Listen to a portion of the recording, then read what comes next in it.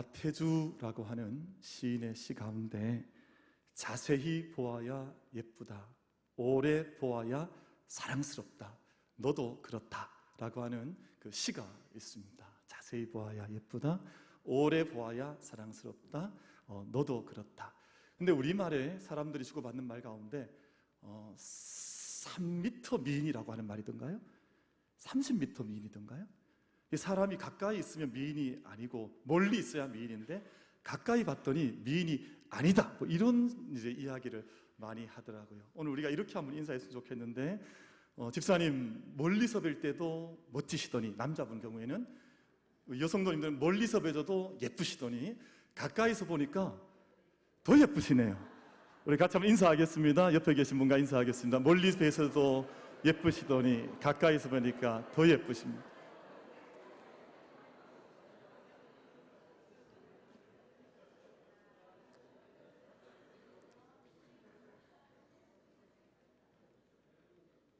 우리 만민교회는 이 3m 미인이 아니고 얼마 미인 할까요? 3cm. 그래서 멀리서 봐도 늘 멋지고 아름답지만 저희가 가까이 가면 더 갈수록 더 향기롭고 더 멋지고 더 아름다운 믿음의 동행이 이 재단 가운데서 늘 일어날 수 있게 되기를 주님의 이름으로 축복합니다. 세계 모든 종교는 다 그 발생지가 있고 또 그 발생지는 지금까지 그 종교의 중심 역할을 하는 것이 세계 종교의 지형으로 되어져 있습니다. 이슬람교는 그 아라비아 메카에서 시작이 되어서 지금도 중동 지역이 이슬람의 중심 역할을 계속해서 하고 거기가 성지로 그렇게 인식이 되어져 있습니다. 불교는 인도에서 시작을 했지요. 그래서 인도에서 시작을 했으나 그 영역이 온 세상으로 뻗어나간 것이 아니라 동아시아의 제한을 받았습니다. 그래서 중국이나 혹은 한국이나 일본의 불교 정도로 동아시아의 종교로 불교는 수천 년을 머물러 있어 왔습니다. 인도에서 발생한 힌두교는 그야말로 인도의 종교입니다. 인도 밖으로 힌두교, 힌두 사상이 나갈 수가 없어서 그저 소를 섬기고 그 힌두 사상은 인도 안에서 이제 온 세상에 정령이 깃들어져 있다고 하는 그 사상은 인도 안에서만 머물러 있었습니다. 한국인들도 종교성이 대단히 강한 민족이거든요. 그러니까 우리 안에 하나님을 찾고자 하는 열망과 불꽃이 뜨겁게 불타오르는 민족이어서 수많은 군소 종교가 이 땅에서 명멸했습니다. 수많은 종교가 일어났었고 그러나 이 땅을 벗어난 적이 없어요. 그러니까 늘 이 안에 머물러 있었고 지금도 우리를 근심스럽게 하는 많은 사이비나 혹은 이단들 뭐 어떤 이름 되면 다 우리가 다 알잖아요. 그런 것들이 이 땅 가운데 일어나지만 이것이 이 영역, 이 지역을 너무 한반도 밖을 벗어나질 못해요. 왜냐하면 그 생각이 조악하고 그 생각이 누추하기 때문에 이게 세계 민족, 세계 종교로 뻗어나갈 여지가 없어서 여기서 10여 년, 20여 년 있다가 그냥 불꽃이 일어나면 불이 퍼졌다가 그냥 살아버리는 들판의 불꽃처럼 이 세상의 종교들은 그렇게 되어져 있습니다. 그러니까 발생지와 종교, 지금도 중심지역이 그 자리를 벗어나지를 못하는 것입니다. 여러분, 그런데 기독교 신앙, 우리 믿음의 신앙이라고 하는 것은 그렇지를 않습니다. 기독교의 중심지는 한 곳에 멈춰져 있는 것이 아니라 끊임없이 역사를 따라 하나님의 구속사를 따라서 세상 모든 곳으로 그 기독교 신앙의 중심이 언제나 이동해 왔습니다. 우리가 늘 그렇게 잘 고백하는 대로 촛대가 옮겨진다는 뜻이지요. 원래 기독교 출발의 중심지는 예루살렘이었습니다. 지금도 우리가 그쪽을 성지로 알고 있긴 합니다만 예루살렘에서 출발했던 신앙의 중심이 예루살렘에 늘 머물러 있질 않았습니다. 예루살렘에 출발한 지 얼마 지나지 않아서 비시디아 안디옥이라고 하는 것으로 복음의 촛대가 중심이 이동이 되었습니다. 그곳에서 또 얼마 지나지 않아서 지중해를 중심으로 해서 신앙의 중심지가 계속해서 뻗어나가서 얼마 있지 않아서 알렉산드리아, 북아프리카, 그리고 비잔틴이라고 하는 로마라고 하는 지역으로 계속해서 그 중심이 뻗어나가 수백 년 혹은 수천 년, 천년 역사를 그 땅에서 기독교의 중심의 축이 변화되는 경험을 우리는 역사를 통해서 일관해 볼 수가 있습니다.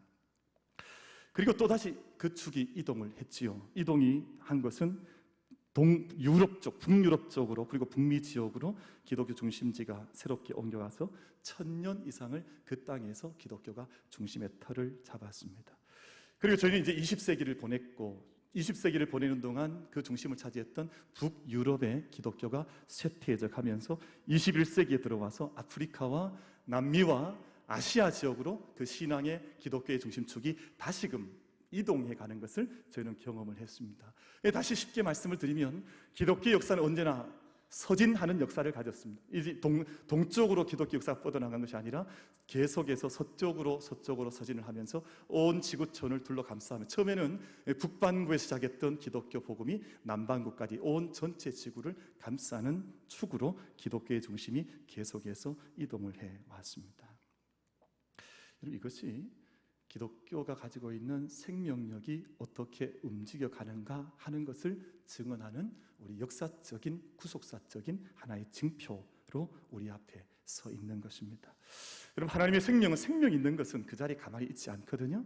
끊임없이 나무는 그 자리에 서 있지만 여러분 그 자리에 가만히 있는 것이 아니라 끊임없이 생명의 운동 속에 참여하고 있는 것을 저희가 아는 것처럼 하나님 생명은 바람이 부는 것처럼 물이 흘러가는 것처럼 언제나 이 역사 속에 꾸준히 흘러가며 일관되게 흘러가면서 하나님의 구속 역사를 온 세상 가운데 하나님께서 드러내시는 것입니다. 그래서 모든 민족과 열방 가운데로 이 복음이 흘러가면서 구원받아야 할 백성들 하나님께 초청하시고 그 가운데에서 하나님의 나라를 이루어 가시는 것입니다. 그리고 기독교의 중심에는 낮아짐의 원리라는 것이 있습니다. 여러분, 사람들은 기독교는 자꾸만 높아지는 것이 아닌가 하는 생각을 하시는데 그렇지 않습니다. 기독교의 근본적인 영적인 정신과 메시지 속에는 낮아짐의 영적 원리가 있어서 하나님께서 사람들 높은 곳에 거한다 생각하시지만 하나님 말씀을 읽으면 하나님은 늘 낮은 곳에 빈 곳에 하나님 임재하셔서 역사하시는 것을 저희가 볼 수가 있는데 기독교 신앙 끊임없이 낮아지는 곳으로 낮은 곳으로 만약에 높은 곳에 머무는 그 순간 하나님 그것을 떠나셔서 다시금 낮은 곳으로 흘러가시는 하나님의 영적인 흐름이 우리 앞에 있는 것입니다. 그리고 그곳에서 우리는 십자가를 발견하게 되는 것입니다. 가장 낮은 곳, 가장 고통받는 곳, 가장 인생의 비참한 저주의 자리에 십자가가 세워지고 그곳에서 생명의 주님으로 이 인생들을 만나시는 하나님의 십자가가 그곳에 세워져 있습니다. 여러분, 만약 신앙이 변질되고 신앙의 생명을 잃어버리고 자꾸만 높은 것에 거하게 되면 그 십자가의 중심을 잃어버리게 되면 하나님께서는 그것을 언제라도 여지없이 떠나셔서 믿는 믿음의 중심과 축을 언제나 옮겨 가시게 되어져 있습니다. 여러분, 에스겔서 11장 말씀을 보면 여호와의 영광이 성읍 가운데에서 또 오르셔서 성읍 동쪽 산으로 옮겨가셨다 하는 말씀이 기록이 되어져 있습니다. 더 이상 하나님의 영광이 예루살렘 속에 그 황폐한 예루살렘 속에 머무실 수가 없으셔서 이제 이미 영적으로 타락한 쇠퇴한 그 땅에 더 이상 하나님의 영광을 머무르게 하실 수가 없으셔서 하나님께서 그곳에서 또 오르셔서 그 영광이 동쪽 산으로 옮겨가셨다 하는 말씀이 에스겔 11장 말씀 속에 기록이 되어져 있습니다. 그리고 에스겔 43장 말씀에 보면 다시금 회복된 예루살렘으로 하나님의 영광이 다시금 회귀하셔서 그 예루살렘 속에 임재하시는 말씀이 기록이 되어져 있어서 이렇게 말씀을 하고 있습니다. 여호와의 영광이 동문을 통하여 성전으로 들어가고 영이 나를 들어 데리고 안뜰에 들어가심으로 내가 보니 여호와의 영광이 성전에 가득하더라. 사랑하는 성도 여러분, 우리의 믿음이 언제나 주님과 동떨어진 믿음이어서 영광을 잃어버린 믿음이 아니라 언제나 주님 앞에 생명의 응답이 언제나 넉넉하고 풍성하게 이루어져서 여호와의 영광이 우리 삶 가운데, 개인 가운데, 이 전 가운데, 이 민족 가운데 언제나 거하시기를 함께 간절한 마음으로 기도하며 응답받을 수 있는 우리 한 사람 한 사람 이 공동체가 될 수 있게 되기를 주님의 이름으로 축복합니다.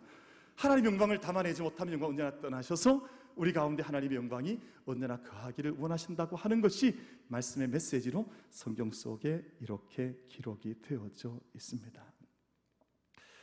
오늘 예루살렘의 한 서기관 가운데 한 사람이 예수님의 말씀을 주의 깊게 듣고 또 예수님께 찾아나와서 예수님께 질문을 드리고 또 예수님의 말씀 앞에 지혜 있게, 예수님의 물음 앞에 지혜 있게 대답을 하므로 네가 하나님 나라에서 멀지 않다 하는 그 예수님의 칭찬을 듣는 한 서기관의 이야기가 오늘 말씀 속에 기록이 되어져 있습니다. 여러분, 오늘 이 서기관이 던졌던 질문은 대단히 진지했던 질문이었습니다. 여러분, 성경 속의 서기관들은 늘 예수님을 시험 들게 하는 자들, 예수님을 죽이려고 하는 자들로 나오지만 서기관들이 다 그런 것 아니거든요. 바리새인이라고 해서 다 나쁩니까? 그렇지 않거든요. 오늘 본문에 나오는 이 서기관은 진지한 질문을 자기 마음속에서 건져 올려서 예수님의 말씀을 경청하고 예수님께 질문을 드리고 예수님의 응답을 듣는 그런 한 자리에 서 있는 서기관의 이야기가 오늘 말씀 속에 기록이 되어져 있습니다. 서기관이 무슨 질문을 던지는고 하니 모든 계명 중에 첫째가 무엇입니까? 성경 속에 나타난 수많은 율법과 계명과 규례들과 이 모든 말씀들이 있는데 이 모든 것 가운데에서 가장 큰 첫 번째 계명이 무엇인지 제가 알기를 원합니다 라는 질문을 예수님께 드린 것입니다. 그 대답을 기대한 것이죠. 여러분, 서기관들이라고 하는 분들은 참 대단한 분들인데요, 율법을 평생 온 삶으로 연구했던 이들이 서기관들이었고 그 모든 율법을 세분화하고 분류해서 더 중한 율법과 중하지 않은 율법을 그렇게 분별할 수 있었던 사람들이 바로 서기관들이었습니다. 그래서 중요한 율법을 구분을 하고 덜 중요한 율법을 구분하기 위해서 애를 썼고, 그래서 율법의 전문가들은 구약에 나타난 하나님 말씀과 율법을 613가지로 분류를 해서 어떤 것은 중한 것인가 어떤 것은 덜한 것인가 이것을 구분해서 율법에 차등을 두면서 율법을 연구해 나갔던, 파고 들어갔던 사람들이 바로 서기관들이었습니다. 그런데 그 서기관 중에 한 사람이 이 질문을 한 것이죠. 주님, 선생님이요, 도대체 어떤 계명이 이 수백 가지 되는 율법 가운데서 가장 큰 계명입니까? 이 질문에 대해서 예수님께서 답변하신 답변은 아주 오묘한 답변이셨는데, 두 가지 같지만 하나 같고 하나 같지만 둘 같은 답변을 예수님께서 선문답에 답하듯이 그렇게 이 서기관에게 그 답변을 주셨습니다. 첫 번째는 신명기 6장 4절에서 9절 쉐마, 여러분 잘 아시죠? 쉐마를 인용하여서 답변을 하셨는데, 이스라엘아 들으라, 주 곧 우리 하나님은 유일한 주시라. 내 마음을 다하고 목숨을 다하고 뜻을 다하고 힘을 다하여 주 너의 하나님을 사랑하라 하신 것이요. 지금 수백 가지 율법들이 있는데요, 이 계명들이 있는데 예수님께서 서기관에게 주신 첫 번째 답변은 이 모든 계명들 중에서 가장 큰 계명은 내 마음을 다하고 목숨을 다하고 뜻을 다하고 힘을 다하여서 하나님을 사랑하는 것이다 하는 이 가장 큰 계명을 말씀을 하셨습니다. 그리고 이어지는 두 번째 답변에서 레위기 19장 18절 말씀을 인용하시면서 내 이웃을 내 자신과 같이 사랑하라 하신 것이라. 이보다 더 큰 계명이 없느니라. 지금 두 번째 계명 말씀하시면서 이보다 더 큰 계명이 없다 말씀하시니까 이 말씀이 선문답 같지 않아요? 예수님께 두 가지 계명을 주시면서 이것이 둘이 아니라 둘 같지만 동전의 양면이 되어 이 동전이 이루어지는 것처럼 이 두 가지 계명이 가장 큰 계명이라. 이보다 더 큰 계명은 없다고 하는 모든 율법을 다 합산하셔서 완전 정리하신 답변을 예수님께서 내어주셨습니다. 여러분, 사람들은 끊임없이 나누는 것을 좋아합니다. 계속해서 분할하고 나누고 분단하고 쪼개고 갈라놓아서 어떤 것이 더 큰 것이냐 어떤 것이 더 작은 것이냐 자꾸만 줄 세우고 분열 일으키는 것을 사람들은 얼마나 좋아하는지 모릅니다. 그런데 예수님은 지금 그렇게 답변하신 것이 아니에요. 613가지 모든 율법의 조항들이 많이 있지만 이 모든 것들은 하나로 다 수렴되어지고 하나로 합산되어지는데, 하나님을 내 마음과 목숨을 다하고 뜻과 힘을 다해서 사랑하는 것과 내 자신을 사랑하는 것처럼 내 이웃을 사랑하는 것은 둘이 아니어서 이것이 가장 큰 계명이다 라고 하는 이 말씀을 예수님께서 이 서기관에게 던져주시게 되었습니다. 사람들은 그렇게 생각하지 않았습니다. 더 큰 계명이 있고 더 작은 계명이 있고, 하나님 사랑하면 사람을 사랑하지 못하는 것처럼, 그래서 하나님 사랑하면 세상을 다 버려야 되는 것처럼 생각을 하고, 그리고 이 세상의 선민들을 택함을 받으면 나머지 모든 사람 다 이방인이어서 다 징벌받아야 하고 더 저주받아야 할 민족으로 생각을 하고, 남자가 존경을 받으면 여자는 천대받아야 한다 생각을 하고, 모든 것들을 분열하고 나누고 대립하고 갈등하는 관계로 세상 모든 것을 짜맞추는 것이 인간의 생각이요 가치관들입니다. 여러분, 그래서 사람들은 율법과 복음을 서로 상충한다고 생각을 했잖아요. 율법이 먼저냐 복음이 먼저냐, 율법이 먼저냐 사랑이 먼저냐를 묻고 늘 이것이 화해하지 못한 채 충돌한다고 생각을 했습니다. 이것이 세상의 사고와 가치관의 영역, 인간의 사고의 제한된 영역입니다. 모든 것을 다 대립과 갈등으로 이해를 해요. 여러분, 심지어는 우리 교회는 정말 그렇지 않아 제가 너무너무 감사한데요, 이 세상 교회들을 한번 보십시오. 교회가 세워졌지 않습니까? 그리고 그 교회를 이끌어가는 목사가 있고 또 장로님들께서 계세요. 근데 이 교회의 이 사고 속에, 믿음 속에 세상 사고가 심겨져 들어와서 이 관계가 어떤 관계냐 하면 서로 대립하고 갈등하고 견제하고 의심하고 서로 조종하는 관계라고 생각을 해요. 여러분, 어떤 성경에 그런 기술이 기록되어 있습니까? 언제 하나님께서 일꾼들을 세우시면서 서로 의심해라, 서로 조율해라, 서로 갈등해라, 언제 그렇게 말씀을 하셨어요? 서로 하나님 앞에서 뜻을 받아서 서로 존중하고 서로 사랑하고 서로 아껴주면서 그 사명받은 바의 사명을 서로 격려하고 이끌어갈 수 있도록 그 직분을 주신 것인데, 한국 교회 안에 이상한 정신들이 들어와서 서로 갈등해야 되는 것처럼 서로 견제해야 되는 것처럼 언제 그런 말씀이 있어요? 그러니까 이 땅 가운데 여러 교회가 병들고 아파하고 힘들어하는데 그 탄식 소리를 왜 영적인 음성으로 바르게 듣지 못하는 것이에요. 여러분, 세상에 하나님께서 남녀를 주실 때는 남녀를 왜 주셨어요? 왜 남편을 주시고 왜 아내를 주셨어요? 일평생 바가지 끌으라고 주셨습니까? 일평생 갈등하라고 주셨습니까? 근데 보면 희한해요. 왜냐하면 이제 어머니 아버지가 딸을 시집 보내면서 이제 시집 보내시기 전에 무슨 말 하냐 하면, 야, 가서 남편을 초장에 잡아야 된다. 그래야 평생 네 삶이 편하다. 장가 보내는 이 아들도 부모도 마찬가지잖아요. 저 장가 보내면서 마누라는 막 사흘에 한 번씩 족치든 다 그랬잖아요, 옛날에. 그렇게 해야 평생 네 삶이 안락하지. 그렇지 않으면 한번 잡혀버리면 끝장이다. 여러분, 요즘 이제 세상에서 유명한 그 소설과 그 영화 가운데 82년생 김지영이라고 하는, 우리 교회도 김지영 집사님이 계시잖아요. 제가 일부 예배 때 몇 년생인가 물어봤더니 82년생은 아니라 그러더라고요. 근데 그걸 보면 지금 페미니즘에 대해서 이야기하는 거거든요. 그러니까 한 부부가 만났는데 누구는 지배하는 자이며 누구는 지배받는 자이냐. 근데 이 갈등 구도, 이 영화가 나오고 이 소설이 발표된 후에 우리나라가 그냥 남녀로 그냥 딱 젊은 친구들은 그냥 반쪽 나눠져 버리고 말았습니다. 서로 갈등하고 견제하고 다투는 것으로 이해를 하는 거예요. 그러니까 이 영화 발표된 후에 조금만 무슨 이야기 나오면 서로 갈등하고 고통하고 남녀가 그렇게 찢어지는 것이잖아요. 근데 성경 말씀을 보면 창세기에서 하나님께서 서로 아담과 하와를 만나게 하실 때는 서로 돕는 배필로 만나게 하시잖아요. 그러니까 에제르라고 하는 정말 영적인, 정말 없어서는 안 되는 영적인 곁에 배필로 세워주셨을 뿐만 아니라 에베소서 말씀을 보시면 하나님께서 남녀를 같이 한 가정을 세우게 하시는데 그런 말씀 하시잖아요. 주님께서 교회를 자신의 몸을 다 바쳐서 내 생명을 내주며 사랑하시듯 남편은 아내를 그렇게 생명처럼 사랑하는 것이요, 아내는 교회가 머리 대신 주님을 섬기는 것처럼 그렇게 온 마음으로 존중하며 존경하면서 함께 살아가는 것이다. 여러분, 성경의 정신은 이렇게 되어져 있는 것입니다. 여러분, 우리 믿음의 길은 이렇게 걸어가는 것입니다. 세상의 율법을 끊임없이 쪼개고 짜개어서 어떤 것이 높으냐 어떤 것이 낮으냐, 교회도 누가 높으냐 누가 낮으냐, 이런 정신은 세상의 정신이죠. 이것은 마귀의 정신이죠. 우리 하나님의 나라의 정신은 모든 것들이 함께 서로 세워져서 함께 서로 상합하고 연락하여서 하나님 나라의 샬롬을 이루어가는 이 영적인 정신, 영적인 믿음의 고백 위에 언제나 우리가 올곧게 설 수 있는 우리 모두가 다 될 수 있게 되기를 주님의 이름으로 축복합니다. 이 세상을 이루어가는 정신은 크게 두 가지입니다. 이 세상을 이루어가는 정치 철학, 이 세상의 통치 철학은 크게 두 가지라고 생각을 하는데, 첫 번째는 공산주의 이론이에요. 공산주의 이론은 계급 이론이거든요. 계급이 서로 투쟁하고 서로 갈등을 일으켜서 이 프로레타리아가 이 부르주아지들을 정복하고 이기면 계급 투쟁을 해서 우리가 세상을 이겨나가야 한다. 이것이 세상의 절반을 뚝 떼어서 자리 잡고 있는 공산주의 사상이잖아요. 여러분, 근데 우리 신자유주의 사상, 이 땅의 우리 민주주의 진영과 이 세상의 일반적으로 우리나라도 이게 크게는 포함이 되어 있습니다만, 이것은 이 세상에서 이루어진 적자 생존의 법칙이 지배하는 세상이에요. 그러니까 힘 있는 자가 약한 자를 얼마든지 이겨나갈 수 있고, 시장의 자유를, 시장의 모든 것들을 펼쳐놓아서 서로 힘 있는 자가 자연스럽게 약한 자를 딛고 일어서면 자연스럽게 세상이 복을 받는다, 뭐 이런 세상이잖아요. 근데 이 모든 것들을 가만히 보면 서로 갈등하고 경쟁하고 서로 충돌하는 사상, 세상적인 사고가 양사상 속에 모두 포함이 되어져 있습니다.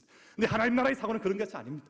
여러분, 우리가 함께 하나님 앞에서 함께 하나 되어져, 둘이 아니라 둘인 것처럼 보인다 할지라도 그 모든 것들이 서로 함께 연합되고 서로 사랑하고 서로 평화를 이루어가면서 하나님의 영광을 이루어가는 하나님 나라의 가치관과 믿음으로 무장된 우리 만민의 모든 성도들이 다 될 수 있게 되기를 주님의 이름으로 축복합니다. 예수님께서 말씀하시기를, 그래서 사랑은 율법의 완성이다. 여러분, 율법주의에 사고 빠져 있는 사람들은 율법주의로 사람들을 나누고 못하면 집 밟고 뭐 그렇잖아요. 근데 그것이 아니라 바로 사랑이야말로 율법의 완성이라 말씀하시고, 나는 율법이나 선지자를 폐하러 온 것이 아니라 율법과 선지자의 모든 것들을 완성하기 위하여 나는 이 땅 가운데 왔노라. 예수님께서 그렇게 말씀을 하셨습니다. 여러분, 그래서 하나님에 대한 사랑과 사람에 대한 사랑, 이 두 가지가 완전히 완성되어지고 성취된 한 지점이 있는데요, 바로 그 지점은, 그 자리가 십자가의 자리입니다. 십자가의 자리가 바로 하나님에 대한 온 마음을 다하고 목숨을 다하고 힘을 다하고 뜻을 다해서 하나님을 사랑한다고 하는 것이 증거되어지고 나타났던 한 자리. 그리고 이 땅에 있던 모든 사람, 이 땅의 고통과 죽음의 굴레를 덮어쓰고 사망의 종로를 탈 수밖에 없는, 죄의 종로를 탈 수밖에 없는 이 세상의 모든 사람들을 향한 예수님의 사랑이 극명하게 증거되고 드러났던 자리가 바로 십자가의 자리여서, 우린 십자가를 통해서 하나님을 만나기도 하고 십자가를 통해서 한 사람을 만나기도 하는 그 영적 지점의 자리가 바로 십자가의 자리라고 하는 은총의 자리입니다. 누가복음 2장 말씀을 보면 12살 된 소년 예수님, 12살이면 이제 우리 초등학교로 치면 한 5학년 정도 되는 소년 예수님의 이야기가 의미심장하게 그 누가복음 2장 말씀 속에 기록이 되어져 있습니다. 이스라엘 백성들은 6월절이 되면 아이들의 손을 잡고 성전에 올라가서 아이들과 함께 6월절을 지키고 돌아오는데, 아마 그 12살 되었던 해에 요셉과 마리아도 12살 예수님의 손을 잡고 예루살렘에 올라가서 6월절을 보냈던 것 같습니다. 근데 사람들이 워낙에 많이 몰려오니까 이제 6월절 모든 절기를 마치고 돌아오는데, 당연히 예수가 그 자리에 있을 줄 알았지요. 근데 한참을 자기 고향으로 돌아오다 보니 아이가 보이지 않는 거예요. 왜 아이가 없냐? 아이를 찾아야 되겠다 싶어서 다시금 길을 되짚어서 예루살렘에 올라갔더니 그 성전 안에 12살 예수님이 계신 거예요. 아마 부모들이 좀 꾸짖었지 않겠습니까? 왜 여기 있느냐? 왜 따라오지 않았냐? 그랬더니 그때 예수님이 하신 말씀이, 내가 내 아버지 집에 있어야 할 줄을 알지 못하셨나이까? 내가 내 아버지 집에 있어야 할 줄을 알지 못하셨나이까? 12살 아이의 입에서 내 아버지라고 하는 하나님에 대한 사랑과 그 믿음의 고백이 흘러나오는 것을 그렇게 누가복음 2장에서 증거를 해주고 있습니다. 여러분, 예수님의 마음속에 심령을 열어보면 그 마음은 언제나 아버지로 가득했습니다. 하나님에 대한 마음으로 그 심령이 언제나 가득했습니다. 우리 마음도 열어봅시다. 우리 마음속에 우리 한번 오늘 열어 제쳐보십시다. 그럼 내 마음속에 무엇이 들어있습니까? 내 마음속에 아버지가 계셔. 그 12살 어린 아이의 입에서도 내 아버지 집에 내가 있어야 할 줄을 알지 못하셨나이까라고 고백했던 그 아이의 마음속에 아버지가 계셨던 것처럼, 오늘 이 마음속을 열어보실 때 내 아버지의 마음이 마음속에서 흘러나오는 그이가 바로 십자가의 길을 걸어가고 있는 이요, 지금도 그 지점에서 아버지 하나님을 만나는 사람 아니겠습니까? 예수님께서 십자가에 올라가셨을 때 그곳에서 아버지에 대한 열망과 아버지의 뜻에 대한 외침을 가상 7월을 통해서 쏟아내지 않으셨습니까? 아버지, 내 아버지요, 내가 아버지의 뜻을 다 이루었나이다. 마지막 십자가의 자리에서도 아버지를 섬기는, 그래서 오늘 이 말씀, 마음을 다하고 목숨을 다하고 뜻을 다하고 힘을 다하여 하나님을 사랑하라 하신 것은 예수님의 삶 가운데 언제나 십자가 안에서 만나서 나타내지는 하나님에 대한 사랑이 오늘 본문 속에 이렇게 기록이 되어져 말씀이 되어져 있습니다. 사랑하는 성도 여러분, 우리 이 땅 가운데 주어진 육신의 삶을 살면서 믿음의 자리, 은총의 자리를 부름받고 우리가 나는 믿노라 하고 주의 전에 올라와서 예배를 드리기도 하고 또 신앙의 마크를 가지기도 하고 이 땅에서 크리스찬으로 살아가는데요, 여러분, 우리가 외적인 표징만 중요해서 외적인 것으로 신자 되지 말고 오늘 우리가 이 말씀처럼 우리 온 마음과 목숨을 다해서, 그리고 온 뜻과 온 힘을 다해서 하나님을 사랑하는, 우리 마음을 열어봤더니 우리 마음속에 하나님을 사랑하는 십자가의 자리, 그 지점에서 하나님 만나서 하나님 참되게 섬겨 나갈 수 있는 참된 예배자들로, 참된 신앙인들로 이 땅 가운데 서 있을 수 있는 우리 모든 신앙인들, 만민의 가족들이 될 수 있게 되기를 주님의 이름으로 축복합니다. 마음을 통 열어봤더니 그 안에 물질주의가 가득 차 있어요. 마음을 열어봤더니 우리 마음속에 우상이 가득해 있는데 하나님 입술로만 섬긴다 해요? 그래서 하나님 만나는 것 아니잖아요.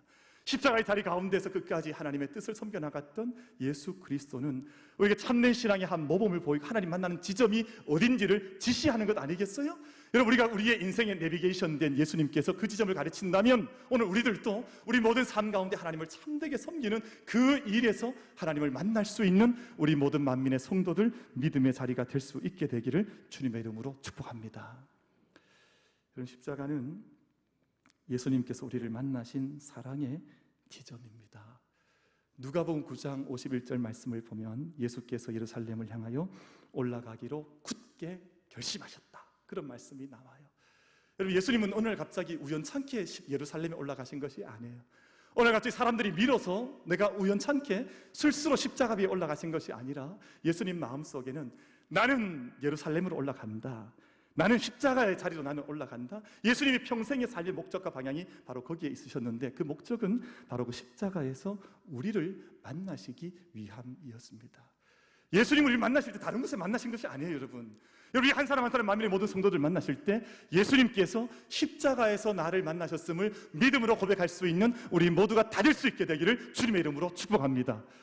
그 자리가 아니면 우리 구원받을 길이 없거든요. 그 자리가 아니면 대속받을 길이 없거든요. 그 자리에서 예수님께서 우리를 만나 주셨습니다. 여러분, 저는 은사가 한 가지 있습니다. 제 은사가 이렇게 소리치는 은사입니다. 소리를 치니까 땀이 나는데, 제가 어떤 은사가 있냐 하면 그 사람을 기억하는 은사가 있어요. 그래서 여러분 오늘 다 이렇게 돌아가시잖아요. 저는 저녁에 잠자리에 누우면 오늘 어떤 분이 어떤 얼굴로 예배했다는 게 새록새록 다 기억이 나요. 겁나시죠? 제가 사람이 워낙에 잘 기억이 나서 하나님 왜 이런 좀 이렇게 은혜 또 이런 걸 주셨을까 생각하는데, 제가 어떠냐 하면 지하철을 타고 가다가 제 앞쪽에 앉아 있는 사람이 이제 눈에 들어오면 한 3개월 뒤쯤에 서문시장 가서 그 사람이 지나가면 아, 그때 지하철에서 만났던 분, 그렇게 기억이 나요. 그래서 제가 저희 아내한테 가끔씩 설명하거든요. 여보, 저분이 내가 언제 어디서 봤던 분이다 이러면 저희 집사람이 이상한 눈치로 저를 바라봅니다. 아니 왜 그걸 쓸데없는 걸 기억하냐고. 그런데 뭐 기억이 나니까 어떡하겠습니까? 그런데 그분은 제가 그때 자신을 만났던 것을 알지 못해요. 저만 기억하고 저는 알고 있죠. 저는 그분을 언제 어디서 어떤 상황에서 어떤 표정으로 어떤 느낌으로 뵀다, 이걸 기억하는 거거든요. 우리가 믿음의 삶을 걸어가면서도 우리가 예수님을 십자가에서 만났던 것을 잘 기억하지 못할 수도 있습니다. 근데 예수님 그렇게 우리를 만나지 않으세요. 예수님 우리 한 분 한 분을 십자가에서, 여러분 한 분 한 분 우리 모두를 각자 단체로 만난 것이 아니라 한 사람 한 사람을 예수님께서 그 십자가에서 우리를 만나 주신 줄로 믿습니다.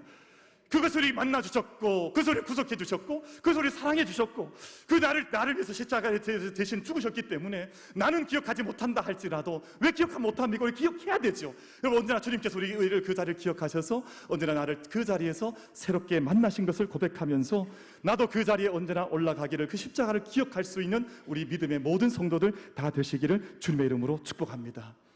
여러분, 베드로전서 2장 24절 25절 말씀 속에 아주 특별한 말씀이 기록이 되어져 있는데요, 친히 나무에 달려 그 몸으로 우리 죄를 담당하셨으니 이는 우리로 죄에 대하여 죽고 의에 대하여 살게 하려 하심이라. 그가 채찍에 맞음으로 너희는 나음을 얻었나니 너희는 전에는 양과 같이 길을 잃었더니 이제는 너희 영혼의 목자와 감독 되신 이에게 돌아왔느니라. 그럼 나라고 아무 상관이 없을 것 같았던 어린 양의 죽으심과 고난과 그 채찍 맞으심과 고통이 이제는 나를 아무런 관계가 없는 것이 아니라 참된 인생의 목자와 주인 되시는 하나님께로 돌아오게 하셨다고 하는 것을, 그 십자가의 자리를 이렇게 우리 가운데 증언해 들려주고 있습니다. 사랑하는 성도 여러분, 예수님께서 우리를 만나고 싶어하는 자리는 바로 그 십자가의 자리입니다. 그래서 그 자리에서 하나님을 진정으로 사랑하고 또 그 자리에서 십자가의 사랑과 은혜 때문에 그 받은 은총이 기회해서 십자가의 사랑으로 세상을 볼 수 있는 그 믿음의 눈이 우리 가운데 열려지기를, 주님은 그 자리에서 우리를 만나기를 원하셔서 그 자리에서 하나님의 사랑을 깨달은 사람들은 십자가를 더욱더 사랑하게 되고 십자가를 자랑하게 되어서 세상에는 버림받고 멸시받고 손가락질 받고 침뱉을 받는 십자가이지만 사도 바울은 나는 이제 십자가를 자랑하고 사랑하는 사람이라고, 나는 그 십자가의 영광을 자랑한다고 사도 바울은 그 십자가의 자리를 그렇게 증언해 들려주고 있습니다. 사랑하는 성도 여러분, 우리는 청교도의 후예이기 때문에 십자가가 좀 이제 우리 육체의 가시권에서 좀 멀어진 경향이 있습니다. 왜냐하면 청교도들은 우상숭배를 극히 격렬하게 반대했기 때문에 십자가를 다 이렇게 보이는 십자가, 우주 십자가가 있습니다만 나무 십자가 이런 모든 것들을 성전에서 다 이제 제거해야 된다. 하나님은 영이시니 영과 진리로 예배하는 것이지 십자가로 예배하는 것이 아니다. 뭐 이런 생각을 했긴 했습니다만, 여러분 큰 역사 전체를 보자면 십자가는 언제나 우리 가운데 있고 언제나 우리가 바라보아야 할 것이고, 십자가의 빛과 은혜 안에서 우리의 믿음의 자리는 바로 그 지점에서 하나님 만나고 이 땅의 믿음의 길을 걸어가는 능력이 바로 그 자리에 부어지는 줄로 믿습니다. 우리는 그 자리를 사모하는 것이지요. 자신을 그리스도인으로 고백했던 최초의 황제였던 콘스탄티누스 황제가 어느 날 동유럽에 이제 전쟁을 하러 나가기 전날 밤이었는데요, 밤에 환상을 보았습니다. 환상 가운데 하늘에서 빛의 십자가가 나타난 거예요. 빛의 십자가가 나타나서 한 글자를 보게 되는데 인 호크 시그노 비네스라고 하는 이 표시에 의해서 승리한다 라고 하는 라틴어 글자를 콘스탄티누스 황제가 보게 된 겁니다. 그 다음날 아침 자기의 모든 제국의 모든 군사들의 모든 표시와 휘장과 깃발을 십자가로 다 바꾸어 버렸습니다. 그때로부터 로마가 기독교의 국가로 이제 큰 전환이 이루어지는 사건이 일어나게 되었습니다. 2세기 기독교 변증가였던 순교자 유스티누스는 모든 곳에서 십자가를 봤다 그래요. 모든 눈을 떠서 사물을 바라보면 거기에 십자가가 보인 거예요. 심지어 돛대를 보는데 배에 이렇게 돛대가 있으면 이 나무가 세워지니까 거기에도 십자가를 본다. 농사 짓는 모든 도구들과 이렇게 썰매질을 하는 모든 것들 보면 거기에도 십자가가 있어서, 만약에 이 십자가 없으면 우리 인생의 바다를 항해할 수도 없고 이 십자가 없으면 우리는 농업의 열매를 얻을 수도 없다. 나는 모든 것에서 십자가를 본다고 고백했던 사람이 유스티누스 순교자의 고백이었습니다. 사랑하는 성도들, 우리는 십자가를 어떻게 만나고 있습니까?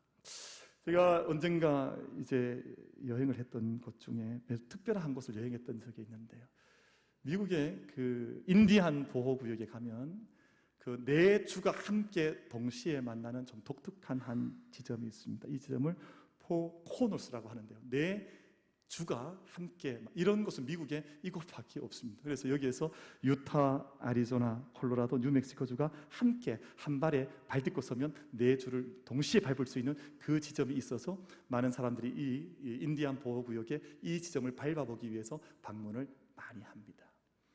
여러분, 세상에 하늘과 땅이 이어지고 모든 생명과 생명이 나누어지지 않고 함께 일치되어서 모든 한 자리로 수렴되는 것은 십자가 한 곳밖에 없습니다.